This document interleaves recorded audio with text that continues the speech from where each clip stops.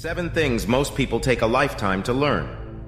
1. Feeling sad after making a decision doesn't mean it was the wrong decision. 2.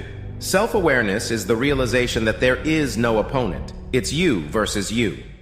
The only person you should compare yourself to is the person you were yesterday. 3. Sometimes saying goodbye doesn't mean you don't love something, it just means you love yourself too. 4. The lesson you struggle with will repeat itself until you learn from it. 5. If you keep one hand on your past and one hand on your future, you'll never have either.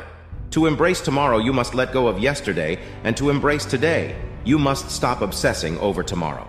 6.